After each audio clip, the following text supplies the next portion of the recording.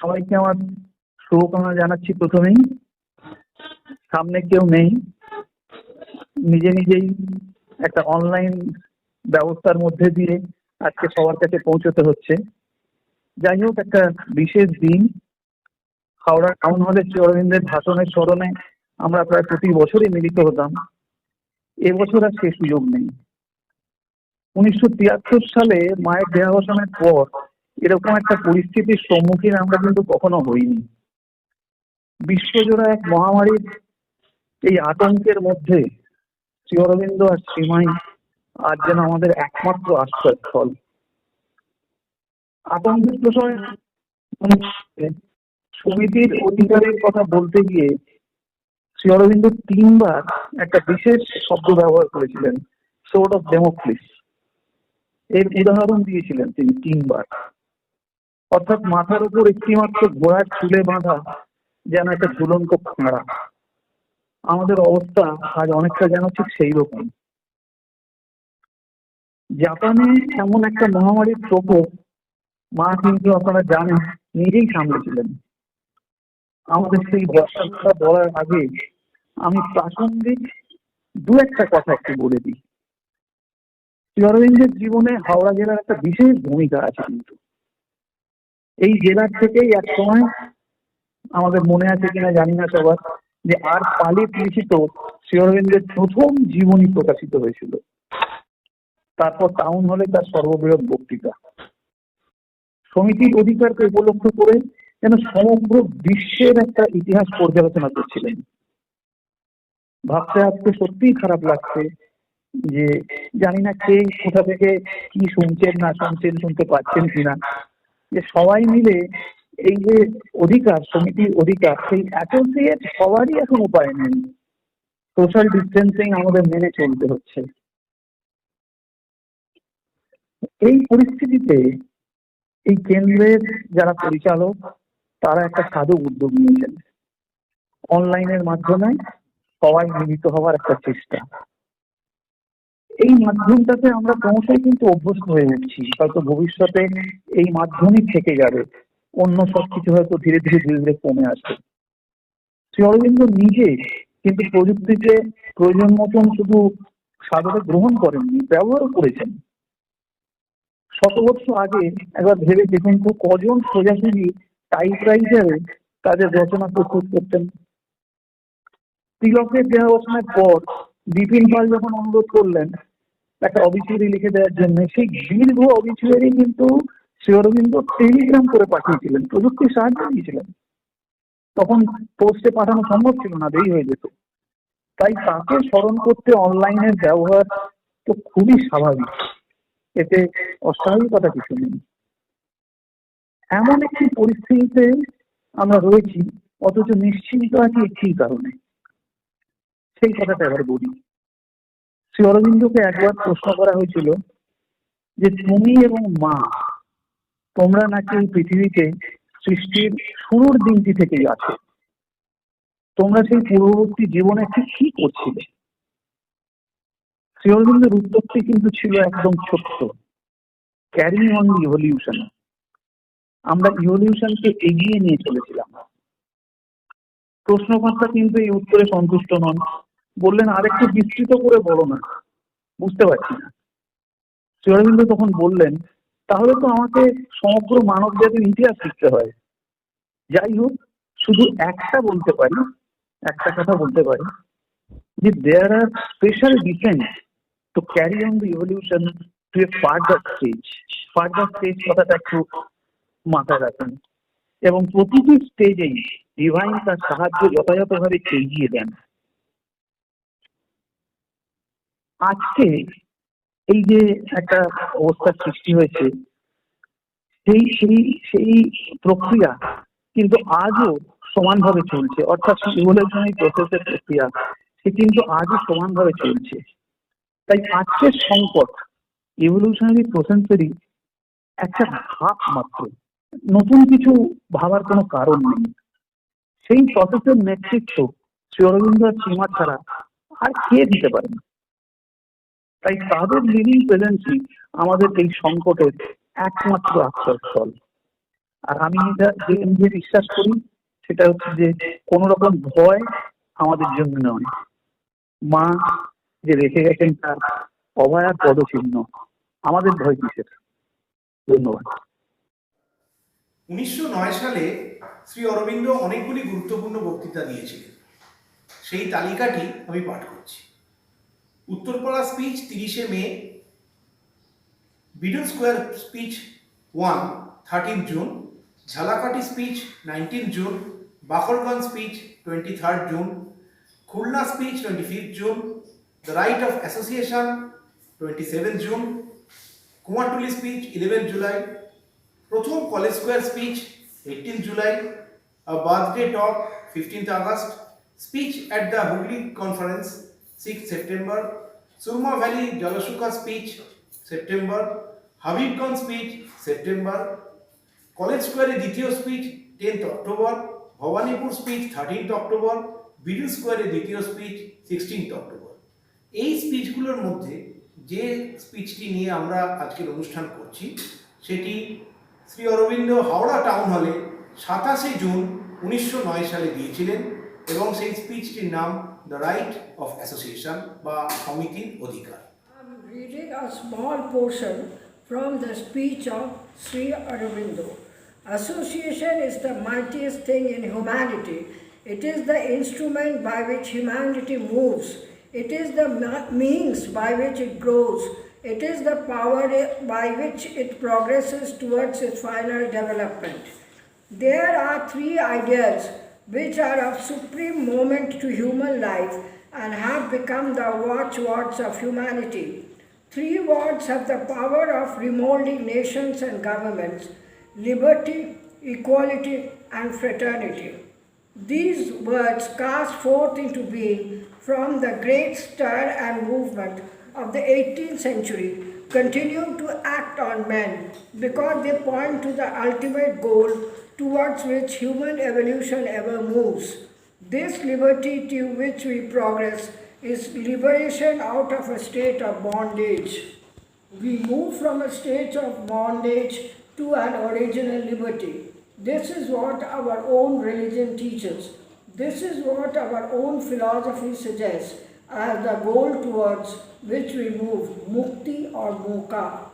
We are bound in the beginning by a lapse from pre-existing freedom. We strive to shake off the bonds. We move forward and forward until we have achieved the ultimate emancipation, that utter freedom of the soul, of the body, or the whole man, that utter freedom from all bondage towards which humanity is always aspiring. We in India have found a mighty freedom within ourselves. Our brother men in Europe have worked towards freedom without. We have been moving on parallel lines towards the same end. They have found out the way to external freedom. We have found out the way to internal freedom. We meet and give to each other what we have gained. We have learned from them to aspire after external, as they will learn from us to aspire after internal freedom. নমস্কার। Howrah town হলে শ্রী অরবিন্দ 1909 সালে সমিতির অধিকার শীর্ষক বক্তৃতাটি দিয়েছিলেন। ওই বক্তৃতার কিছু অংশ আমি বাংলায় পাঠ করছি। সম্মিলন হলো মানবজাতির মধ্যে সবচেয়ে শক্তিমান। এ হলো সেই যন্ত্র যার দ্বারা মনুষ্য সমাজ গতিশীল হয়, যার দ্বারা সে উন্নত হয়। এ হলো সেই শক্তি যার দ্বারা সে চূড়ান্ত বিকাশের দিকে এগিয়ে চলে। মানুষের জীবনে তিনটি আদর্শ অত্যন্ত গুরুত্বপূর্ণ এবং তারা হয়ে উঠেছে মানবজাতির তিন মূল মন্ত্র।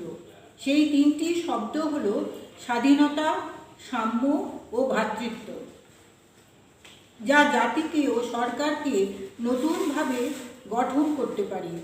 অষ্টাদশ শতাব্দীর মহান জাগরণ ও আন্দোলন এই শব্দগুলিকে তাদের ভাবসত্তা দিয়েছে এবং এখনও মানুষের ওপর তাদের প্রভাব রয়েছে, কারণ তাদের চূড়ান্ত লক্ষ্য যেদিকে মানুষের বিকাশ চিরকাল এগিয়ে চলেছে। আমরা এগিয়ে চলেছি সেই স্বাধীনতার দিকে যা দেবে আমাদের দাসত্ব থেকে মুক্তি। দাসত্বের অবস্থা থেকে আমরা এগিয়ে চলি সহজাত মুক্তির দিকে। আমাদের ধর্ম এই শিক্ষাই দেয়। এ হলো সেই জ্ঞান যা আমাদের দর্শনশাস্ত্র মুক্তি বা মোক্ষ বলে বোঝাতে চায়, আর সেই দিকেই আমরা এগিয়ে চলেছি। শুরুতে আমরা আদি মুক্তির বিচ্যুতি দ্বারা আবদ্ধ থাকি, প্রয়াস করি সেই বন্ধনগুলিকে ঝেড়ে ফেলতে। আমাদের উত্তরোত্তর সেই দিকেই এগিয়ে চলি যতক্ষণ না আমরা বন্ধন থেকে চূড়ান্ত মুক্তি লাভ করি। আত্মার, দেহের এবং সমগ্র সত্তার সেই চরম অবিমিশ্র স্বাধীনতা লাভ করি। সমগ্র মানুষটির সব রকমের সীমাবদ্ধতা থেকে চরম মুক্তি লাভ করি, যে মুক্তির মানবজাতি সবসময় ব্যাকুলভাবে কামনা করে আসছে। আমরা ভারতবাসী সেই মহাশক্তিমান স্বাধীনতাকে পেয়েছি আমাদের অন্তরে, আর আমাদের ইউরোপীয় ভাইরা সেই স্বাধীনতার জন্য বাইরে কাজ করছে। আমরা উভয়ে সমান্তরালভাবে সেই দিকেই এগিয়ে চলেছি। তারা বাইরের স্বাধীনতার দিকে পথ খুঁজে পেয়েছে, আমরা পেয়েছি অন্তরের স্বাধীনতার দিকে। আমরা উভয়ে মিলিত হয়েছি আমাদের অর্জিত সুফল বিনিময়ের জন্য। আমরা তাদের থেকে শিখেছি বাহ্য বিষয়ে আস্পৃহা করতে, তারাও একইভাবে আমাদের থেকে শিখবে আন্তর স্বাধীনতার প্রতি আস্পৃহা করতে। নমস্কার, আমি শ্রী অরবিন্দ স্মৃতিসংঘ হীরাগঞ্জ, সম্পাদক শ্রী অঞ্জন ত্রিবেদী। আজকে এক ঐতিহাসিক ভাষণ, আজকের দিনে অর্থাৎ 27শে জুন শ্রী অরবিন্দ ঐতিহাসিক ভাষণ দিয়েছিলেন হাওড়া টাউন হলে। আজকে সেই পুণ্য দিন পালন উপলক্ষে আমাকে কিছু বলার অনুরোধ করা হয়েছে। আমি শ্রী অরবিন্দের এবং মাকে, শ্রী অরবিন্দ এবং শ্রী মাকে আমি আমার প্রণাম জানিয়ে, সকলকে নমস্কার জানিয়ে আজকে আমার শ্রী অরবিন্দের দিব্য জীবনের জড়বাদী নাস্তি থেকে আমি কিছু উদ্ধৃতি রাখছি। চিন্ময় যিনি, তারই বিলাস এই মৃন্ময় তনুতে, শাশ্বত যিনি, এমনি করে তিনি করেছেন দুদিনের এই সাজ। শুধু তাই নয়, যে জ্বরকে নিয়ে এই সাজের মেলা, অফুরান এই করবাধার খেলা, এও কখনো অসার্থক বা অগৌরবের নয়। একথা যদি নিশ্চিত করে জানি, তবে অসংকোচে বলা চলে, এই পার্থিব জীবনী ফুটে উঠবে দুলোকের দীপ্তি, এই মর্তধারী সার্থক হবে অমৃতের প্রীতি। এবার আমি শ্রীমায়ের ধ্যান ও প্রার্থনা থেকে 1914 সালে আজকের যে মহামারী, সেই মহামারী খুব প্রাসঙ্গিক। কতদিন আগেকার, 100 কত বছর, 106 বছর হয়ে গেল। তিনি সেই সময় তার ধ্যান ও প্রার্থনায় লিখছেন। আমি সেইখান থেকে কিছু কোট আমি তুলেছি, আমি সেইটা রাখছি। জগৎ জননী কি আকুলতা নিয়ে, কি জ্বলন্ত ভালোবাসা নিয়ে আমি ছুটে গেলাম তোমার দিকে। নীরবতার মধ্যে সে কণ্ঠ বলল, তাদের দিকে ফিরে দাঁড়াও যাদের প্রয়োজন তোমার ভালোবাসা। তারপর দুজনে আমরা আমাদের অসীম প্রেমের মধ্যে সর্বাঙ্গ দিয়ে হৃদয়ঙ্গম করলাম। অজ্ঞান অভাবগ্রস্ত পৃথিবীর দারুণ দুঃখ, পৃথিবীর উপর অন্ধকার নেমে এ গাঢ় হয়ে, প্রচন্ড হয়ে, বিজয়ী হয়ে স্থূল জগতে শুধু দুঃখ, ভীতি, ধ্বংস। আমি হয়ে উঠেছি তোমার প্রেমের পাবক। হে নির্বাক অচিন্ত, গ্রহণ করো তুমি এই প্রেমকুণ্ডের পূর্ণ আত্মাহুতি। তোমার রাজত্ব স্থাপিত হয় যেন, তোমার আলো অন্ধকার আর মৃত্যুকে দূর করে দেয় যেন। প্রকাশ করো তোমার শক্তি, দাঁড়াও বিপদের সম্মুখে। তুমি আমায় বললে, মুখ ফিরিয়ে কেন নিতে চাও? দাঁড়াও স্থির দৃষ্টি নিয়ে বিপদের সম্মুখে। মহাশক্তিকে সাক্ষাৎ, মহাশক্তির সাক্ষাতে তা যাবে মিলিয়ে। চাই বিজয় সর্বস্বপন করে, এই হবে বর্তমানের মন্ত্র। সময় এসেছে, পৃথিবীতে তোমার জয় হবে, সারা জগতের জন্য অসীম প্রেম নিয়ে এসো করি যুদ্ধ। এই প্রসঙ্গে আরো প্রাসঙ্গিক কবি নিশিকান্তের একটি মহামায়া কবিতার শেষ কয়েকটি ছত্র আমি আবৃত্তি করছি। ওঠে গম্ভীর অম্ভুতি গর্জন, ভাসে অসংখ্য তরঙ্গ সংঘা, খোরজুর শাকে ঝিল্লির প্রশ্ন, সহসা বিধবা করিল আত্মনাদ। নবজাত শিশু হেসে ওঠে খল খল, শ্মশান যাত্রী করে ওই কোলাহল। লৌহ দশনে হুঙ্কার করে দানব যন্ত্রযান, বাতাসে ভাসিল শেফালি ঝরা মৃদু মুঞ্জলতান। কোন সে নীরব ধাত্রীর কোলে জলধীয় শিশু তরঙ্গ তোলে, সৃষ্টির গতি উৎসকে আনে, কে তারে ধরিয়া রাখে অসংখ্য নামে নাম খানিকার। ওঙ্কার সম থাকে অসংখ্য নামে নাম খানিকার, ওঙ্কার সম থাকে। আরেকটি মা এবং শ্রী অরবিন্দকে বলা হচ্ছে, ঊর্ধ্ব আসীনি জনক আমার, অতল ধারিণী জনিকা, আমি গগনের আলোর বিন্দু, সিন্ধুর জলকণিকা। আমি অভিনব সৃজন রঙ্গ, আমি মহাকাল আর মহাকালিকার, আমি মহাকাল আর মহাকালিকা। আমাদের গৌতম দা আছেন, বিশ্বজিৎ দা আছেন, আমাদের শ্রদ্ধেয় বিশ্বনাথ দা আছেন, তারাও বক্তব্য রাখবেন। আমরা অধীর আগ্রহ নিয়ে শুনবো সেসব। আজকে আমার এইখানে বক্তব্য আমি শেষ করছি। সকলকে আমার নমস্কার জানিয়ে, সকলের শুভ কামনা করে আজকে আমি এইখানেই শেষ করছি। আজি এ দুঃসময় শূন্য কুসুমের থালা, কথা সুরে গাঁথিয়া পরাব গানের মালা। আজি এ দুঃসময় শূন্য কুসুমের থালা, কথা সুরে গাঁথিয়া পরাব গানের মালা। প্রভু তোমার গালে মন বিনয় তান তুলে, তুমি ফিরায় না মরমে মরিয়া যাব। আজি এ দুঃসময় শূন্য কুসুমের থালা, কথাও সুরে গাঁথিয়া।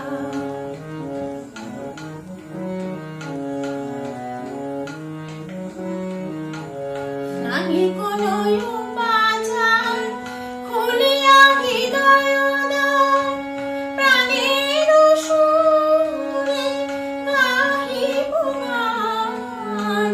নাহি কোনো উপাচার খুলিয়া হৃদয় দ্বার,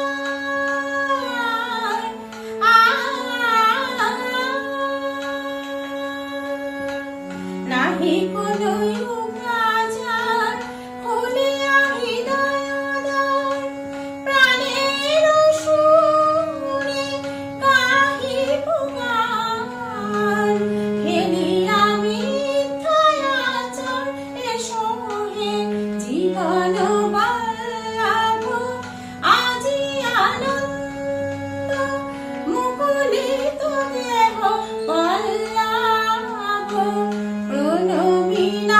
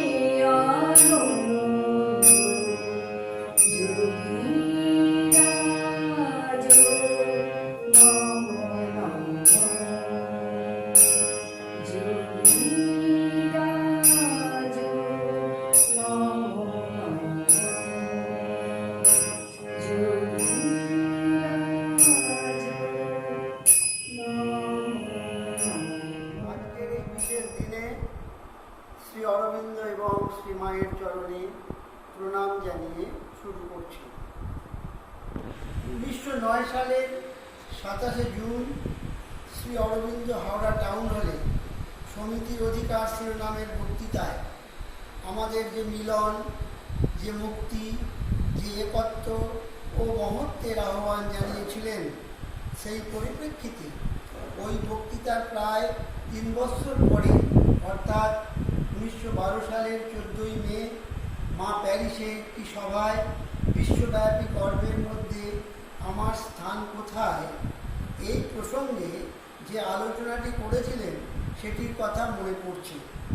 কারণ আমার মনে হয় বিশ্বব্যাপী কর্মযজ্ঞে আমাদের অবস্থানটি বুঝে নিতে পারলে তবেই আমরা শ্রী অরবিন্দের আহ্বানে সাড়া দেওয়ার জন্য প্রস্তুত হতে পারব। তাই আজ প্রাসঙ্গিকভাবে আমাদের সমাজের বিশেষত তরুণ প্রজন্মের কাছে মায়ের এই আলোচনাটি বাংলা অনুবাদের কিছু অংশ তুলে ধরবার প্রেরণা অনুভব করছি। মা বলছেন, আমাদের প্রত্যেকের জন্য আছে একটি নির্দিষ্ট কাজ, একটা বিশেষ ভূমিকা, একটা শূন্য স্থান, যা আমরা ছাড়া আর কেউ এসে পূর্ণ করতে পারবে না। তবে এই কাজ হলো আমাদের গভীরতম নিবিড়তম সত্তার বাহ্যিক প্রকাশ ও অভিব্যক্তি। তার স্থায়ী রূপ কী হবে শেষে আমরা জানতে পারি কেবল তখন যখন ভিতরের এই গভীরতা সম্বন্ধে আমরা সজ্ঞান হয়েছি। ঠিক এই জিনিসটি কখনো কখনো হয় যখন চেতনার ঘটে একটা সত্যকার ধর্মান্তর। যে মুহূর্তে রূপান্তরকারী আলো আমাদের দৃষ্টিগোচর হয় আর তার কাছে নিজেকে দিয়ে দিই অবাধে, তখনই অতর্কিতে অতি পরিষ্কার বুঝতে পারি কেন আমরা জন্মেছি পৃথিবীতে, আমাদের জীবনের উদ্দেশ্যই বা কী। তবে এরকম আলোক আবির্ভাব সুলভ নয়, তা নির্ভর করে আমাদের ভিতরে অনেক প্রয়াস, পরম্পরা এবং আন্তর মনোভাবের উপর। ভিতরের এই মনোভাব, এইসব আন্তর অবস্থা লাভ করতে হলে এবং ধরে রাখতে হলে অনেকগুলির মধ্যে এই একটি শর্ত পূরণ করা বিশেষ প্রয়োজন। প্রতিদিন আমাদের কিছু সময় নিঃস্বার্থপর কাজে ব্যয় করা, পরের সেবায় প্রত্যহ আমাদের কিছু কাজ করতে হবে। যতদিন না আমরা জানছি কি বিশেষ কাজের জন্য আমরা এসেছি, ততদিনকার মতো এমন অন্য একটা সাময়িক কাজ খুঁজে নিতে হবে যা আমাদের বর্তমান ক্ষমতা এবং সদিচ্ছা প্রকাশের সর্বোৎকৃষ্ট উপায় হয়। যা কিছু আমরা করি তার উদ্দেশ্য যেন নিজের বাহাদুরি প্রচার না হয়। যখনই লক্ষ্য হয় যশ, খ্যাতি, সমসাময়িকদের প্রশংসা, তখনই এসবের কাছে নিজেকে অনেকখানি বিকিয়ে দিতে হয়। আর আত্মপ্রশংসার জন্যে ব্যস্ত হয়ে উঠলে সহজেই নিজেকে আমরা যা নয় তাই ভেবে বসব। ভিতরকার আদর্শকে আচ্ছন্ন করে ফেলতে এর চেয়ে ভালো আর কিছু নেই। মায়ের রচনাটি সংকলন করলাম। আজকের অনুষ্ঠান সর্বাঙ্গ সুন্দর হয়ে উঠুক এই প্রার্থনা। ওম নমো মাত্রে জগন্মাত্রে ভগবত্ত্বৈ নমো নমঃ মহাশক্তৈ মহাব্যক্তৈ মহামূর্তৈ নমো। আমি এখন যে কবিতাটি পাঠ করতে চলেছি সেটির নাম 21শে ফেব্রুয়ারি। কবিতাটির রচয়িতা রবি গুপ্ত। রবি গুপ্ত নলিনীকান্ত গুপ্তের কনিষ্ঠ পুত্র। এই কবিতাটি প্রথম প্রকাশিত হয় কলকাতা পুরশ্রীর 2003-এর আগস্ট সংখ্যায়, শ্রীমা ও শ্রী অরবিন্দ সংখ্যায়। একটি শিশু জন্ম নিল 125 বছর আগে। মুছলো আধার। ভোর হলো কি, রাঙল রবি কুসুম রাগে। আঁকতে পারে, গাইতে পারে, পটুত্ব তার সমান চলে। ছোট্ট শিশুর ছোট্ট চেয়ার, ডুব দেয় সে অতল তলে।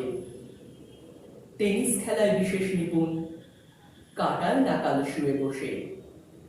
গণিত শাস্ত্রে বড়ই মজা, দাদার অঙ্ক দিচ্ছে কষে।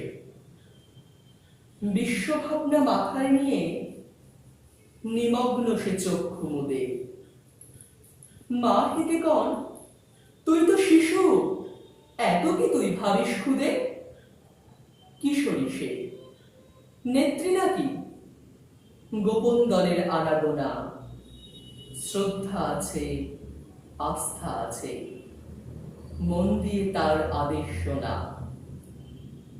রপ্ত হলো গুপ্ত বিদ্যা, পরের পর খোলস ছেড়ে চলতে পারেন ইচ্ছা মতো, ফেরেন দেশে শিক্ষা ফেরে। কবিগুরু বলেন তারে, দেখা হলো জাপান দেশে। ভার নিলে সব পাই স্বস্তি, শান্তি নিকেতনে এসে। স্বপ্ন আমার বন্দিত নয়, মুক্ত পাখা বেড়ার নিচে। মিলতে হবেই অন্য কোথাও, ইষ্ট আমার পথ চেয়ে যে। পরাজ্ঞানের বাড়ছে বহর, অভিজ্ঞতার জমছে পুঁজি। সব সমাধান পারেন দিতে, তেমন গুরু পেলেন খুঁজি। পূর্বদৃষ্ট শ্রীকৃষ্ণকেই ঘুরে নানা পথের শেষে প্রত্যক্ষ করেন তিনি, দেখেন অরবিন্দ বেশে। আনেন অরমতি অতি মানস, মীরা হলেন জগৎ মাতা। নতুন যুগের গড়তে মানুষ রচেন নতুন মন্ত্রগাথা। এসেছি সেই পথ করে তো, ছাপ ফেলে এই মাটির পরে। নতুন জগৎ গড়তে হবেই, আর এগিয়ে ডালটি ধরে। নমস্কার, আমি ডোমজুর ওয়ার্ল্ড ইউনিয়ন সেন্টার থেকে অদ্রিজা পাল। আজ আমি রবীন্দ্রনাথ ঠাকুরের একটি পূজা পর্যায়ের গান পরিবেশন করব।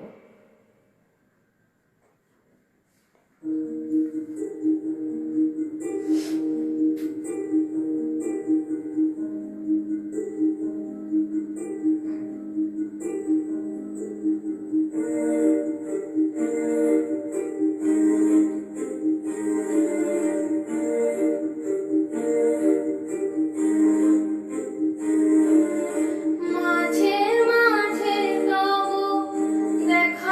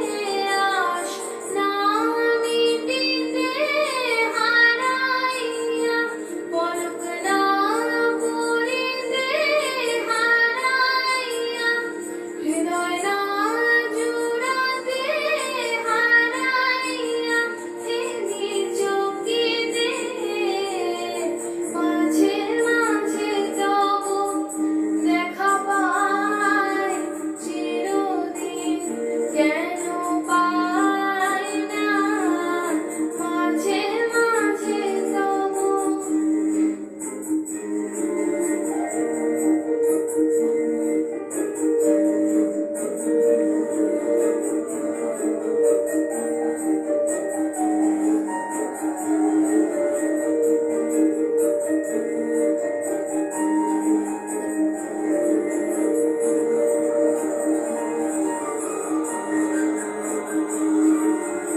কি করিলে বলো পাইব তোমারে রাখিব আখিতে আখিতে ওহে এত প্রেম আমি কোথা পাবো না এত প্রেম আমি কোথা পাবো না তোমারে হৃদয়ে রাখিতে আমার সাধ্য কি বা তোমারে দয়া না করিলে কে পারে তুমি আপনি না এলে কে পারে হৃদয়ে রাখিতে মাঝে মাঝে তবু দেখা পাই চিরদিন কেন পাই না মাঝে মাঝে তবু আর কারো পানে চাহিব না আর করিব হে আমি প্রাণপণ ওহে তুমি যদি বলো এখনই করিব তুমি যদি বলো এখনই করিব বিষয় বাসনা বিসর্জন দেব শ্রীচরণে বিষয় দিব অকাতরে বিষয় দিব তোমার লাগে বিষয় বাসনা বিসর্জন মাঝে মাঝে তবু দেখা পাই চিরদিন কেন পাই না মাঝে মাঝে তবু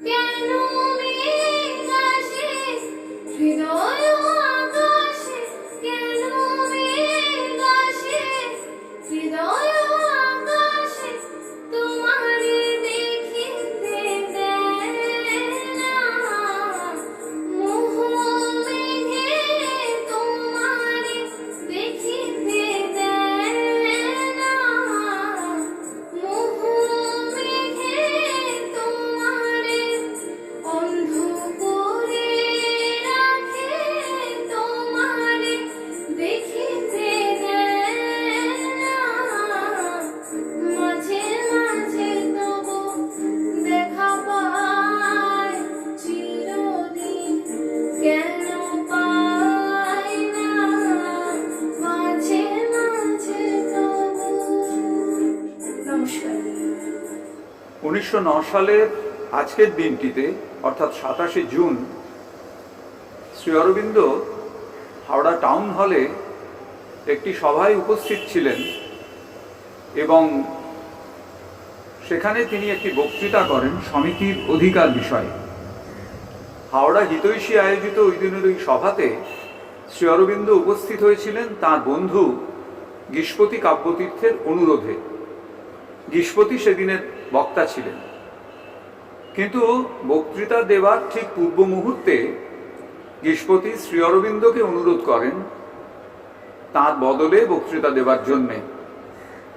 শ্রী অরবিন্দ সেই অনুরোধে বক্তৃতা প্রদান করতে ওঠেন এবং উঠে প্রথমেই যে কথাটি বলেন সেটি হচ্ছে যে যে বিষয়ের ওপর বক্তৃতা দেওয়ার জন্যে তিনি অনুরুদ্ধ হয়েছেন, তার মনে হয়েছে যে সেই বিষয়টি নয়, তার ভেতরে অন্য একটি বিষয়ের ওপরে বক্তব্য রাখবার প্রেরণা তিনি অনুভব করেছিলেন। এবং অবশেষে সমিতির অধিকার এই বিষয়ের ওপরে তিনি এক দীর্ঘ বক্তৃতা করেন। শ্রী অরবিন্দের যে কটি বক্তৃতা আমরা উত্তরকালে পেয়েছি তার মধ্যে এটি হচ্ছে দীর্ঘতম। এই বক্তৃতায় নানা বিষয় শ্রী অরবিন্দ সন্নিবিষ্ট করেছেন এবং একটা বিস্তৃত প্রেক্ষাপটে তিনি সমিতির অধিকার বিষয়টিকে আলোচনা করেছেন। যে বিষয়গুলি এই বক্তৃতার সময় উঠে এসেছে, এতদিন পরেও সেগুলি একই রকমভাবে প্রাসঙ্গিক। আজকে আমরা সেই বক্তৃতাটির দু একটি অংশ আমাদের এই আলোচনাতে 1908 সালের ডিসেম্বর মাসে তখনকার ইংরেজ সরকার একটি আইন প্রণয়ন করেন। সেই আইন মোতাবেক 1909 সালের জানুয়ারিতে আসাম এবং পূর্ব বাংলায় কতকগুলি সংগঠনকে ব্যান করে দেওয়া হয়, তাদের যাতে তারা কাজ না করতে পারে সেই জন্য নিষিদ্ধ ঘোষণা করা হয়। তাদের বিরুদ্ধে সন্ত্রাসবাদের অভিযোগ ছিল, রাজনৈতিক সন্ত্রাসবাদ। তারা ইংরেজ সরকারের বিরুদ্ধে ষড়যন্ত্র করছে, এই রকম একটি অভিযোগে তাদের নিষিদ্ধ করে দেওয়া হয়। মূলত এই বিষয়টি শ্রী অরবিন্দের সমিতির অধিকার বক্তৃতার অন্তরালে প্রেরণা হিসেবে কাজ করেছিল। সমিতির অধিকার বলতে গিয়ে শ্রী অরবিন্দ আমাদের প্রাচীন ভারতবর্ষে সমিতিবদ্ধতা কিভাবে ধীরে ধীরে গড়ে উঠেছিল সেই আলোচনাতে যখন প্রবেশ করেছেন, তখন তিনি 4টি বিষয়কে বিশেষ গুরুত্ব দিয়ে আমাদের সামনে তুলে ধরেছেন। সেই 4টি বিষয় যার মধ্যে দিয়ে প্রাচীন ভারতে সমিতিবদ্ধতার বিষয়টি ধীরে ধীরে গড়ে উঠেছে, তার মধ্যে প্রথম বিষয়টি হল গ্রাম সংগঠন।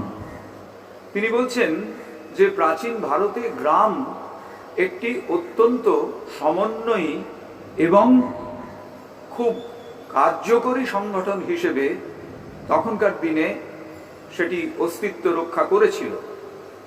গ্রাম সংগঠনের ক্ষেত্রে শ্রী অরবিন্দ বলছেন যে একটি গ্রামে বিভিন্ন পারঙ্গমতার অনেক মানুষ বাস করেন, সেই তাদের বিভিন্নমুখী পারঙ্গমতাকে একটা অদ্ভুত সমন্বয়ী আদর্শ মিলিত করে রাখে। সুতরাং গ্রাম সমন্বয়ের ভেতর দিয়ে ভারতে প্রথম যা শুরু হয়েছিল সেটি হচ্ছে প্রাচীন ভারতের দ্বিতীয় যে বিষয়টি শ্রী অরবিন্দ আমাদের সামনে এনে ধরেছেন সমিতিবদ্ধতার বিচারে, সেটি হচ্ছে যৌথ পরিবার। একেবারে সম্প্রতি আমরা যৌথ পরিবারের বিষয়ে বিভিন্ন সময় নানান আলোচনা করি।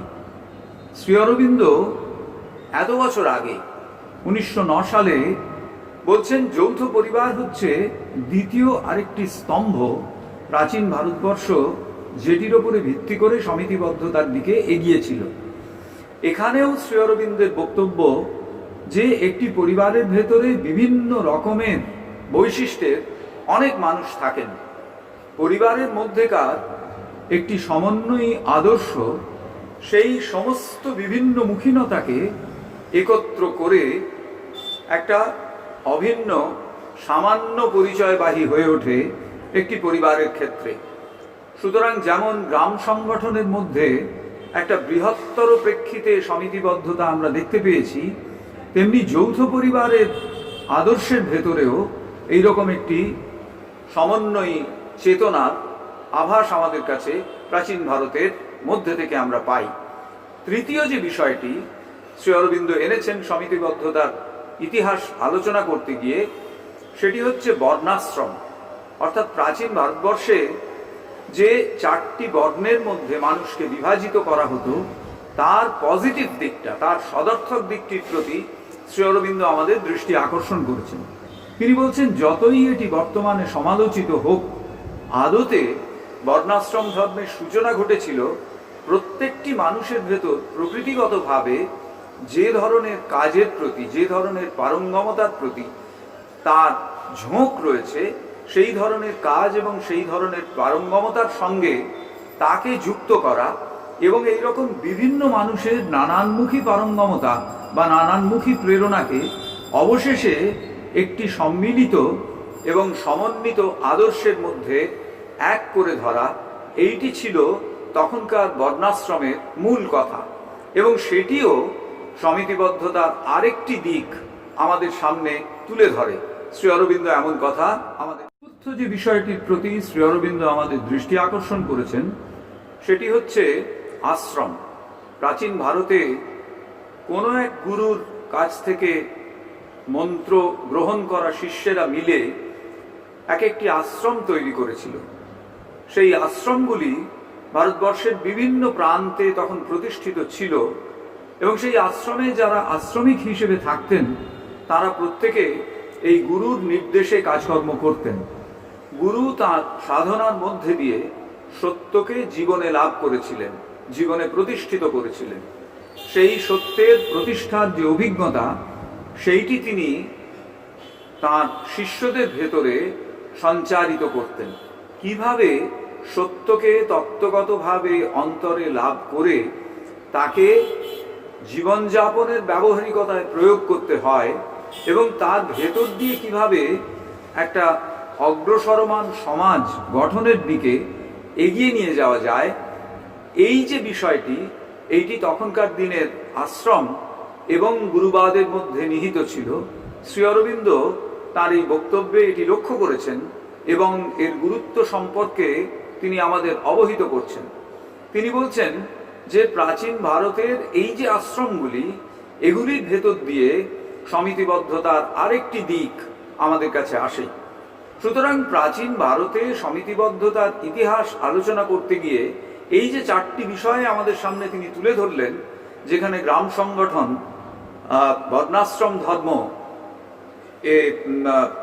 কোনো একটি গুরুর আশ্রম এবং যৌথ পরিবার, এই যে চারটি বিভিন্ন দিককে তিনি তুলে ধরলেন, এর ভেতর দিয়ে আমাদের সমিতিবদ্ধতার একটা অসাধারণ, এখনকার দিনে প্রয়োগ করা যেতে পারে এরকম একটি মডেল যেন তিনি আমাদের সামনে উপস্থাপিত করছেন। শ্রী অরবিন্দ এর পরে আমাদের বলেছেন যে যদিও প্রাচীন ভারতবর্ষে সংগঠনকে, সমিতিবদ্ধতাকে চমৎকারভাবে এগিয়ে নিয়ে যাওয়ার এই ইতিহাস, এই পরম্পরা আমাদের ছিল, কিন্তু বিদেশি আক্রমণ এবং বিদেশি সভ্যতার প্রভাবে প্রাচীন ভারতের এই সদর্থক দিকগুলি যে কোনো কারণেই হোক ভারতীয় তরুণদের মন থেকে সরে যাচ্ছিল। কিন্তু সরে গেলেও শ্রী অরবিন্দ লক্ষ্য করেছেন এই পরাধীন ভারতবর্ষের বিভিন্ন ক্ষেত্রে সমিতিবদ্ধতার আরেকটি নতুন দিকের সূচনা যেন ঘটেছে। সেখানে তিনি বলছেন যে এমন কতকগুলি সংগঠন তৈরি হতে লাগলো, যে সংগঠনগুলির মধ্যে দুটি লক্ষ্য খুব স্পষ্ট হয়ে উঠল। একটি হচ্ছে মানুষকে ভালোবেসে তাকে সহায়তা বা সেবা করার দিকে এগিয়ে যাওয়া, অর্থাৎ মানুষের সঙ্গে মানুষের ভালোবাসার একটি আবহ তৈরি হলো, এবং সেই আবহের ফলে, সেই আবহ তৈরি হওয়ার ফলে এরকম একটা প্রেরণা মানুষের ভেতরে জেগে উঠল যে আমার পাশের মানুষটির প্রয়োজনে আমি যাতে তার দিকে এগিয়ে যেতে পারি। এবং এই ধরনের অগ্রসরমানতার ক্ষেত্রে একটা প্ল্যাটফর্ম বা একটা সংগঠনের প্রয়োজন হয়ে পড়ল, যেখানে অনেকগুলি মানুষ একত্রিত হয়ে এই কাজটি করবেন। সেই জন্য শ্রী অরবিন্দ বলছেন যে কতকগুলি খুব সুনির্দিষ্ট এবং সুপরিচালিত সংগঠন তিনি লক্ষ্য করেছেন ভারতবর্ষের সেই সময়, যা একদিকে প্রাচীন ভারতের সমিতিবদ্ধতার পরম্পরাকে ধরে রেখেছে, আর একদিকে নতুন দিকে এগিয়ে যাওয়ার প্রেরণা যাদের ভেতরে জেগে উঠেছে। এই রকম সমিতিগুলির মধ্যে তিনি দুটি সমিতির কথা উল্লেখ করেছেন। একটি হচ্ছেন স্বদেশ বান্ধব সমিতি এবং অশ্বিনী কুমার দত্ত পরিচালিত স্বদেশ বান্ধব সমিতি, এবং আরেকটি হলো রামকৃষ্ণ মিশন। তিনি বলছেন এই দুটি সংগঠন অসাধারণভাবে সমিতিবদ্ধতাকে কাজে লাগিয়ে নতুন করে এগিয়ে যাওয়ার একটা উদাহরণ যেন আধুনিক ভারতে আমাদের চোখের সামনে উপস্থাপিত। এই আলোচনায় শ্রী অরবিন্দ অ্যাসোসিয়েশন বা সমিতি বা সমিতিবদ্ধতা একটি অত্যন্ত গুরুত্বপূর্ণ বিষয় আমাদের সামনে তুলে ধরছেন। আমি যদি তার লেখা থেকে পড়ি, সেখানে তিনি বলছেন, the principle of association began to take a new form. It began to assume a new life. এটি অত্যন্ত গুরুত্বপূর্ণ একটি জায়গা। বলছেন এক নবজীবনের দিকে যেন এই নতুনভাবে তৈরি হওয়া সমিতিবদ্ধতা আমাদের এগিয়ে নিয়ে চলল। নতুন জীবন, যে জীবন এতদিন আমরা যাপন করে এসেছি, যে জীবনের পথরেখা ধরে আমরা এতদিন এগিয়েছি, সেই জীবনকে অতিক্রম করে গিয়ে এক নতুন জীবনের সূচনা যেন এই সমিতিগুলি, এই সমিতিবদ্ধতার ভেতর দিয়ে আমরা ধীরে ধীরে পেতে আরম্ভ করেছি। সেখানে তিনি আরেকটু বলছেন, it no longer remained a feeble instrument for the expression of the growing idea within us, it began to become an instrument indeed. আমাদের ভেতরকার যে আদর্শ, তাকে প্রকাশ করবার একটা দুর্বল মুখপত্র রূপে না থেকে এই ধরনের সমিতিবদ্ধতা যেন একটি যন্ত্র হয়ে উঠল, যাতে তা এই প্রেরণাকে, এই আদর্শকে নতুন গঠনের কাজে নিয়োগ করতে পারে। এই যে নতুনভাবে তৈরি হওয়া এক আদর্শ, নতুনভাবে তৈরি হওয়া একটি কর্মপ্রেরণা, নতুনভাবে এগিয়ে যাওয়ার যে একটা চেষ্টা, সেইটি এই সংগঠন, নতুনভাবে তৈরি হওয়া এই সংগঠনগুলির মধ্যে দিয়ে, এই সমিতিগুলির মধ্যে দিয়ে শ্রী অরবিন্দ প্রত্যক্ষ করেছেন। এখনকার দিনে আমরা যদি একেবারে বর্তমান পরিস্থিতির দিকে তাকাই, আমরা দেখব অসংখ্য সংগঠন নানা জায়গায় তৈরি হচ্ছে, মানুষ সমিতিবদ্ধ হচ্ছেন বিভিন্ন জায়গায়, কিন্তু সেখানে আমরা যদি বিচার করি, তাহলে নতুন জীবনের প্রতি এগিয়ে চলবার প্রেরণা আছে কি? নিশ্চয়ই রয়েছে, কিন্তু খুব স্পষ্টভাবে সেই উদ্দেশ্যে এগিয়ে চলবার বিষয়টি বোধহয় কিছু কিছু জায়গায় শ্রী অরবিন্দ বলছেন যে এই যে মানুষে মানুষে ভালোবাসা, মানুষের প্রতি এগিয়ে চলা, এই কাজটিকে, মানুষের প্রয়োজনে তার দিকে এগিয়ে চলা এবং সামগ্রিকভাবে একটি নূতন জীবনের দিকে ক্রমশ অগ্রসর হওয়া, এই কাজটিকে উপযুক্তভাবে সফল করে তুলতে গেলে যার প্রয়োজন, সেটি হচ্ছে আমাদের এই শরীরকে অনেক বেশি দৃঢ়, অনেক বেশি জোরালো, শক্তিশালী হয়ে উঠতে হবে। এই জন্যে তখনকার দিনের বিভিন্ন সমিতিতে শরীর চর্চার বিষয়টি বিশেষ গুরুত্বপূর্ণ বলে বিবেচিত হতো। এছাড়াও তিনি বলছেন যে এই ধরনের সমিতিগুলি পরবর্তীকালে ভারতবর্ষের স্বাধীনতা আন্দোলনের ক্ষেত্রে নিজেদের নিয়োগ করে, সেটিও যেন একটি নতুন দিক, সমিতিবদ্ধতার মধ্যে একটা ডাইনামিজম, একটা গতিময়তা আনবার, সেইটি শ্রী অরবিন্দ তাঁর বক্তব্যে উপস্থাপিত করেছেন। সব শেষে শ্রী অরবিন্দ অ্যাসোসিয়েশন বা সমিতির কতকগুলি অসাধারণ বৈশিষ্ট্যের কথা বলছেন। তিনি এখানে বলছেন যে after all what is an association, সমিতিকে তিনি সংজ্ঞায়িত করছেন।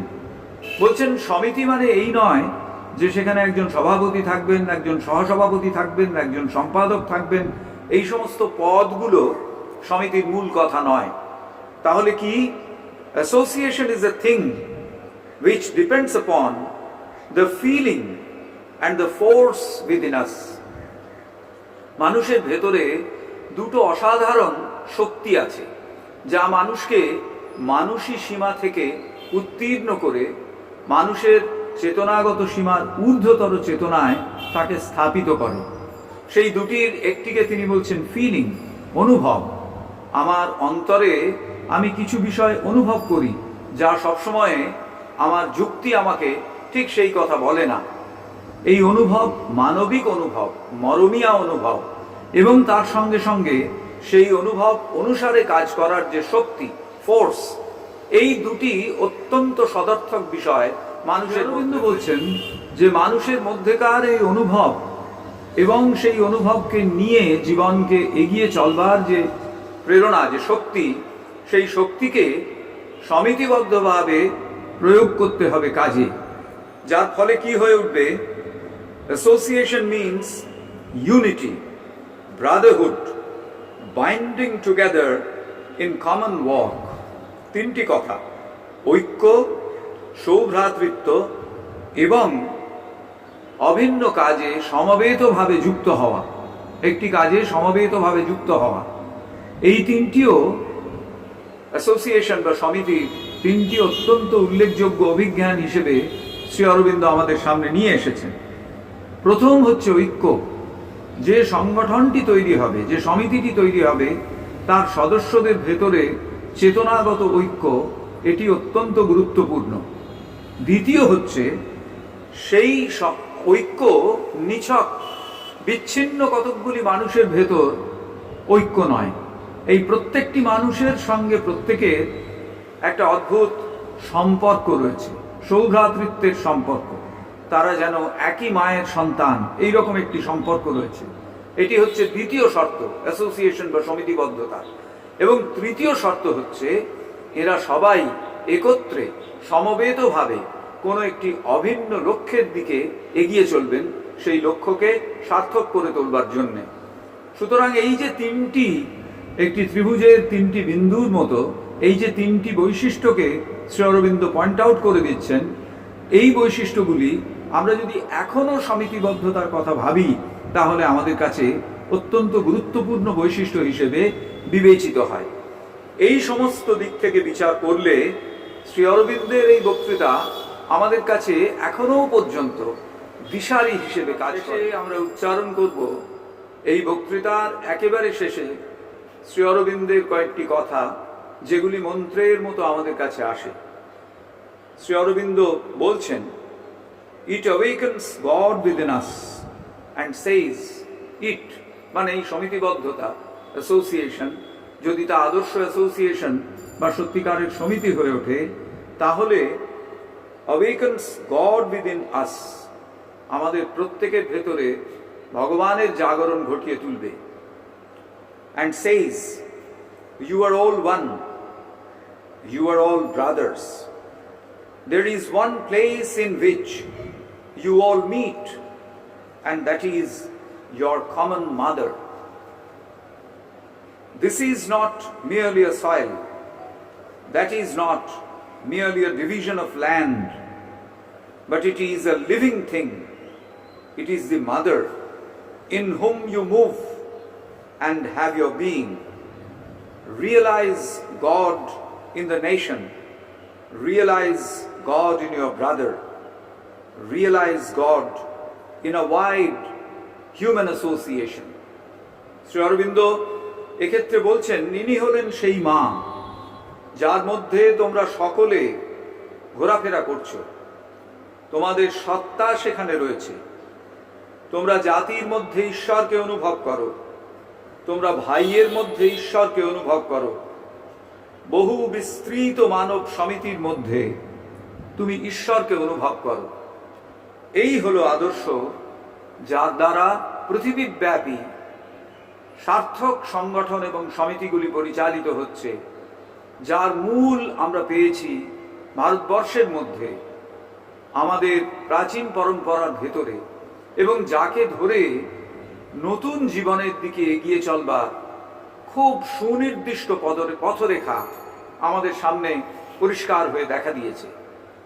1909 সালে শ্রী অরবিন্দের এই ভাষণ এবং তার এই সমস্ত যে দিকগুলিকে তিনি আমাদের সামনে তুলে ধরেছেন, আজও এগুলি প্রাসঙ্গিক, আজও এগুলি অনুসরণযোগ্য, এবং শুধু এই পথেই অগ্রগামী হলে আমরা গড়ে তুলতে পারবো নতুন মানব সমাজ, নতুন পৃথিবী।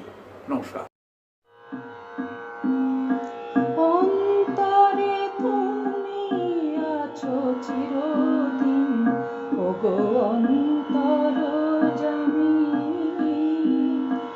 অন্তরে তুমি আছো চিরদিন, ওগো অন্তরজামী। বাহিরে বৃথাই যত খুঁজি তাই, বাহিরে বৃথাই যত খুঁজি তাই, পাই না তোমারে আমি, ওগো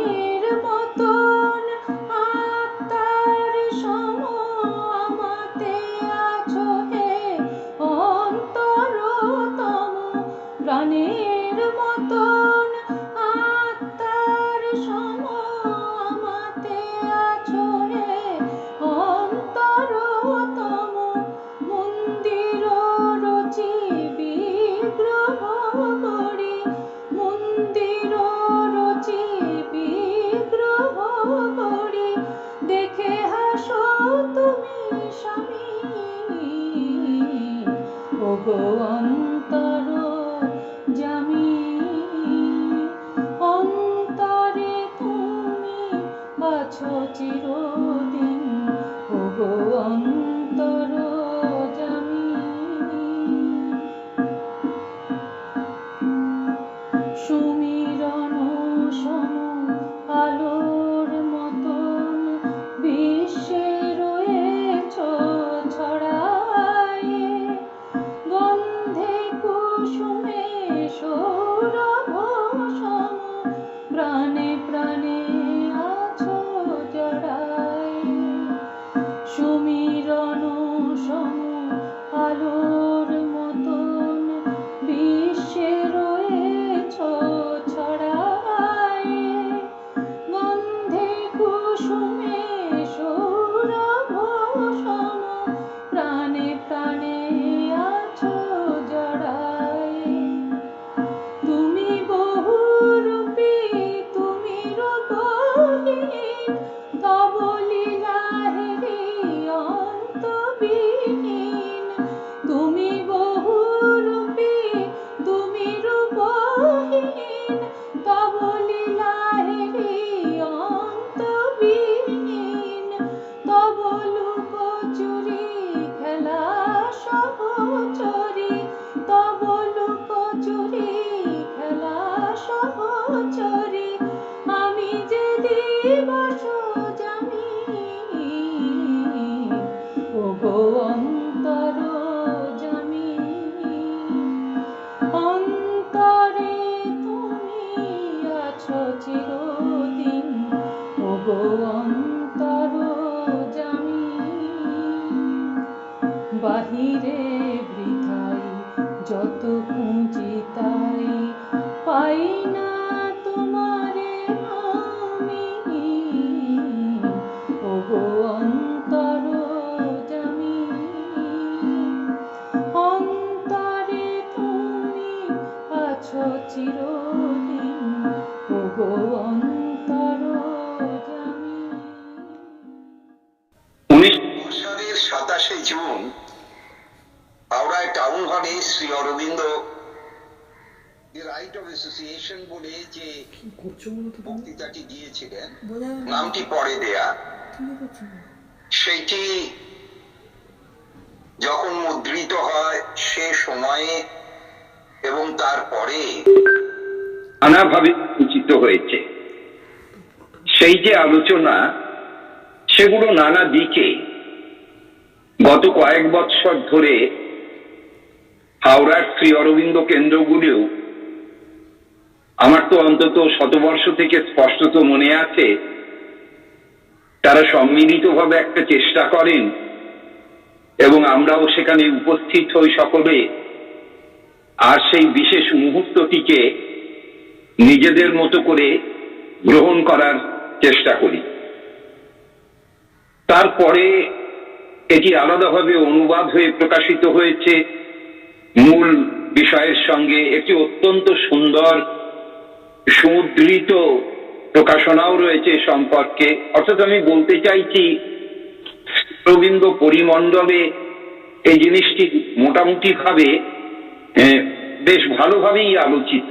আমার তো মনে হয় শ্রী অরবিন্দের উত্তরপাড়া অভিভাষণের পরেই এই ভাষণটি বোধহয় প্রায় সবচাইতে বেশি আলোচিত হয়েছে উত্তরপাড়া অভিভাষণের পরেই বলা যেতে পারে। আজকে যখন আমরা একটা বিশেষ পরিস্থিতিতে আর হাওড়ায় টাউন হলে নেই বা হাওড়ার কোনো হলে নেই, তখন সে কর্মীরা যে ব্যবস্থা করেছেন তাতে এই পরিবর্তিত পরিস্থিতিতে যে নূতন সংযোগ, এটাও দেখছি আমরা শ্রী মায়ের আশীর্বাদ রূপে নিতে পারি। অর্থাৎ এই যে সব ব্যবস্থা চলেছে তাতে আরো বহু দূরের বহু সংখ্যক উৎসাহীরা সংযুক্ত হতে পারছেন, যারা প্রত্যক্ষত সেদিন উপস্থিত হতে নাও পারতেন। তো আজ যখন এখান থেকে সেই সংযোগের ভেতরে যাচ্ছি, তখন আমরা কিভাবে এটিকে গ্রহণ করতে পারি? আসলে শ্রী অরবিন্দ যে সমিতির অধিকার বলেছিলেন 1909 সালে, তার 111 বছর পরে আমরা দাঁড়িয়ে রয়েছি। শ্রী অরবিন্দের জীবন কর্ম যদি দেখা যায় তাহলে দেখা যাবে যে দশকে দশকে একবারে স্পষ্টত ভাষা ব্যবহারে, ভাবের প্রকাশে, কর্মধারায় তার নূতনত্ব ধরা যায়। কিন্তু যে মূল সত্যটি তিনি সেই শুরু থেকে আমাদের সামনে রেখেছেন সেটি তার কালোচিত বিবর্তনের প্রকাশ।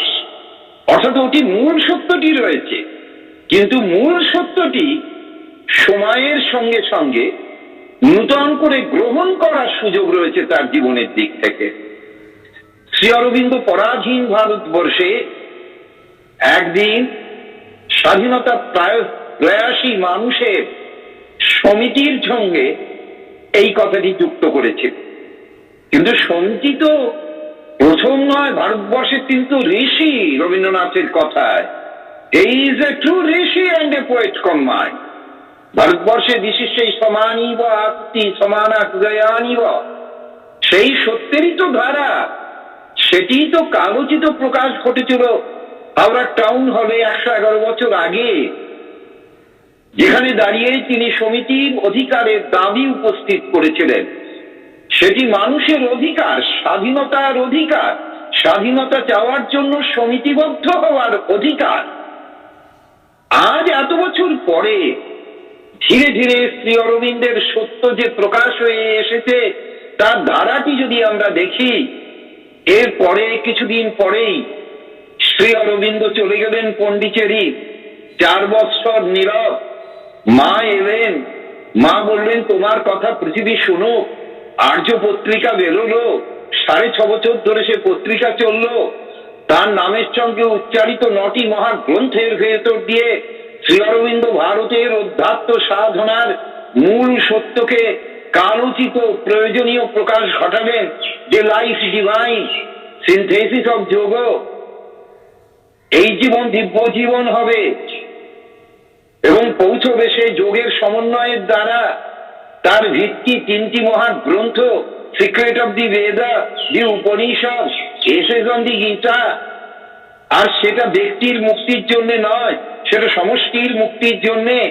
তাই জন্য হিউম্যান সাইকেল, মানব যুগচক্র, the ideal of human unity, মানব ঐক্যের আদর্শ। আর লিখতেন কখন? তখন প্রথম বিশ্বযুদ্ধে প্রজাতি নিজেকে ধ্বংস করতে চলেছে, সে সময় লিখছেন। আর সেখানে আশ্বাস দিলেন নূতন বিপ্লব আসছে, আর সেইটি নেতৃত্ব দেবে ভারতবর্ষ। কেননা সেইটির জন্যই সে রয়েছে, সেটা হচ্ছে আত্মার স্বাধীনতার কথা বলা। ভারতের স্বাধীনতা, রাষ্ট্রের স্বাধীনতা থেকে মানুষের আত্মার স্বাধীনতা, সেই সংস্কৃতি সে ধারণ করেছে। আর যে বইটি বেরোচ্ছিল, যে ক্ষেত্র থেকে ভারত কি সভ্য, সেই থেকে তাকে প্রশ্নের উত্তর দিতে গিয়ে যে গ্রন্থ আধুনিক নামে হয়েছিল, আবার অবশ্য পাল্টেছে, ফাউন্ডেশন অফ ইন্ডিয়ান কালচার। আর এই নেতৃত্বের দ্বারা ভবিষ্যৎ মানুষের ছবি হচ্ছে তার ফিউচার পোয়েট্রি, তার সৃষ্টির সৌন্দর্যের সার। এইটি যেন ভবিষ্যৎ অধ্যাত্ম বিপ্লব, যা পূর্ণ যোগ রূপে তার কাছে চিহ্নিত, তার প্রকাশ। সেটা কি? আত্মার দাসত্ব মুক্ত, প্রকৃতির দাসত্ব মুক্ত, আত্মার স্বাধীন জীবন, দূরে নয় পৃথিবীতে। এই যে মানুষ বাইরের দিকে রাষ্ট্রিক স্বাধীন হয়ে গিয়েছে স্পষ্ট, কিন্তু সে কি স্বাধীন? তার শারীর অভ্যাসে, তার প্রাণের ক্রিয়ায়, তার মনের গতিতে সে তো প্রতি মুহূর্তে বাধা। তাই মৃত্যু তীর্ণ অমর জীবনের স্বপ্ন ভারত দেখিয়েছিল। আর এই ঋষি যাকে শেষ দেখায় শ্রী অরবিন্দ বলেছিলেন, আত্মার বাণী বহন করে আপনি আমাদের মধ্যে বেরিয়ে আসবেন, রবীন্দ্রনাথ বলেছিলেন। সেই বাণীতে ভারতের নিমন্ত্রণ বাজবে শ্রীমন্ত বিশ্বে। বিশ্ববাসীকে তিনি আহ্বান জানিয়েছেন শ্রী অরবিন্দ। আবার যদি লক্ষ্য করি, এই যে আহ্বান, সেও সঙ্গবদ্ধ হওয়ার আহ্বান। এই সেদিনকে মনোজরা পড়লেন যখন 24শে এপ্রিল, শুনলুম মায়ের আসার 100 বছর উপলক্ষে। সেখানে মার যে অভিজ্ঞতা, সেখানে তিনি স্পষ্ট করে বলছেন এখন আর স্পিরিচুয়াল নয়, তা শুরু থেকে হয়েছে, এখন action, action with Shri Aurobindo. আর সেইটি 6 বছর পরে শ্রী অরবিন্দ আশ্রম আজকের আধুনিক পৃথিবীর বিস্ময় দক্ষিণ ভারত সমুদ্র তীরে একটি ক্ষুদ্র জনপদকে অবলম্বন করে মা কি গড়ে দিয়েছেন। সেও তো সমিতির রূপ, সংঘ একত্রিত হয়ে, সমিতি একত্রিত হতে বলেছে, সেই একত্র হয়েছে সেই আইডিয়ালের মানুষ। মা বলেছেন একই আদর্শের আমরা সম্মিলিত হব। আর আমরা দেখতে পেলাম আশ্রম এগিয়ে চলল, কিন্তু ভক্ত যারা আশ্রমে যোগ দিতে পারলেন না তারা বাড়িতে পাঠচক্র করতে লাগলেন। কিন্তু সেখানে নিয়ম ছিল আশ্রম ঘুরে যেতে হবে, অথবা না হলে পরে ছবি পাঠিয়ে মায়ের অনুমতি নিতে হবে। তার ভেতর দিয়ে পাঠচক্র চলতে চলতে 1941 সালের 15ই আগস্ট কলকাতায় শ্রী অরবিন্দ আশ্রমের বাইরে প্রকাশ্যে শ্রী অরবিন্দ পাঠ মন্দির দেখা দিল, শ্রী অরবিন্দ এবং শ্রী মায়ের আশীর্বাদ নিয়ে। এক আশ্চর্য ধারা, সে স্বাধীন। এখন আর ছবি পাঠাতে হচ্ছে না, পণ্ডিতের যাওয়া বাধ্যতামূলক নয় যোগ দেওয়ার জন্য। এখানে উঠে গেল লাইব্রেরিতে বসা যাবে, অনুষ্ঠানে যোগ দেওয়া যাবে, সমবেত ধ্যানে আসা যাবে, অজস্র কর্মধারা, এই ধারার সঙ্গ চলতে লাগে। তারপর আমরা দেখতে পেলাম 1956 সেই বিশেষ দিন 29শে ফেব্রুয়ারি অবতরণের পরে মা বললেন এখন প্রসারণের সময়। প্রথম হলো ওয়ার্ল্ড ইউনিয়ন 58 সালে, তারপর 60 সালে শ্রী অরবিন্দ সোসাইটি, তারপরে 70 সালে শ্রী অরবিন্দ অ্যাকশন, তার দেহধারণের কালে শেষ সঙ্গ। সব সঙ্গ প্রত্যেকের নিজস্ব কাজ আছে। যে কেউ এই উৎসাহী একাকী নিজের হৃদয়ে, কিন্তু কর্ম করতে হবে। কর্ম না করলে রূপান্তর হবে না, রূপান্তর না হলে বিশ্বের বুকে থেকে ধরা যাবে না। এই আদর্শকে বুকে নিয়ে সব ধরনের প্রতিষ্ঠানই রয়েছে, পরস্পরকে সহায়তা করে সব কাজে যোগ দিয়ে আবার তার থেকে দূরে থেকে ভেতরে মার সঙ্গে যুক্ত, সবাই স্বাধীন। এই প্রসারের মধ্যে কর্মপ্রসার আজকে তার যেমন 50 বছর 20 সালে, তেমনি শ্রী অরবিন্দের সঙ্গে কাজ মাঝে উচ্চারণ করছেন তার 100 বর্ষ। আর এই সমিতির অধিকারকে কেন্দ্র করে আজকে যে আমরা মিলিত হয়েছি, আমরা সেই সমিতির নূতন যে রূপ, মায়ের সংগঠন, সেই ধারাটি যে যার মতো পারি যুক্ত হয়ে অগ্রসর হব। সেদিনের উত্তাপ আজ আমাদের ভেতরেও আসুক নূতন রূপে। নূতন স্বাধীনতার সংবাদ আমরা শুনি, পূর্ণাঙ্গ স্বাধীনতা শুধু অন্তরে নয়, শুধু দূরে নয়, এই নিকটে আমাদের ধূলিধূসরিত পৃথিবীর বুকে, এবং তা হবেই। শ্রী অরবিন্দ উচ্চারণ করেছেন, সাবিত্রীর সেই অংশ মনে করে শেষ করি যেটি নর্মিদার অনুবাদে অসামান্য মনে হয়। উঠিবে মানুষ সত্যে চাহি, নিত্যে চাহি, চাহি পূর্ণানন্দে, এই পৃথিবীর বুক যাবে ভরি, আনি দিবে তার ভগবানে, প্রাকৃত জনেরও প্রাণ স্পন্দিবে উদার উদ্ধায়নে, প্রতি দিবসের কর্মে উজ্জ্বলিবে আত্মার বিজলি, প্রকৃতি বর্তিবে প্রকাশিত সুপ্ত ভগবান, আত্মা আসি অবশেষে শিকারিবে মানবীয় লীলা, পার্থিব জীবন হবে দেবের জীবন। এই আদর্শ আমাদের বুকে ভরে দিয়েছেন। আমরা কৃতজ্ঞ মায়ের কাছে, তারই জন্য আমরা এসব কথা শুনতে পেরেছি, জানতে পেরেছি সংগঠনের ভেতর দিয়ে। তাই আজ সমিতির অধিকারের জন্য এই যে ব্যবস্থা হয়েছে হাওড়ার কর্মীরা করেছেন, তাদের ধন্যবাদ জানাই।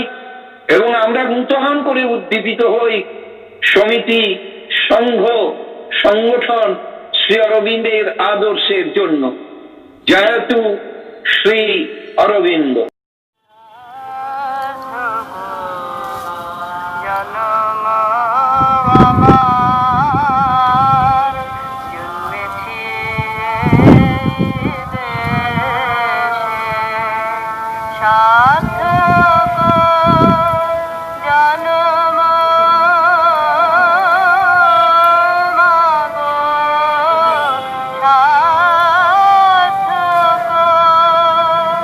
জানো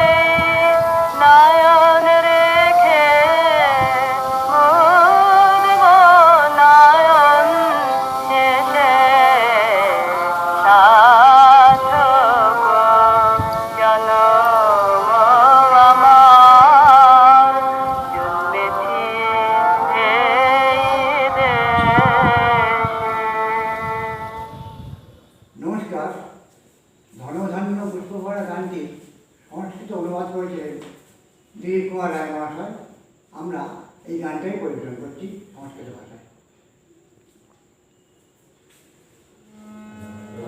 ধান্য পুষ্পিতা বসুন্ধরা সুখান্বিতা পুণ্যভূরনিন্দিতা তবাঙ্কনন্দিনী রমা স্বপ্ন মেখল স্মৃতি সীতা স্বপ্ন মেখল স্মৃতি সীতা স্মৃতি সীতা তিলোত্তমা रूप विनया मधुरनिया ममिता वैभव रामं धरणी राज्ञिकां जन्मभूमि नौमि मम जन्मभूमि नौमि मम जन्मभूमि नौमि स्निग्धोदात्तयुज्ज्वला कुतो नागाडिमाचला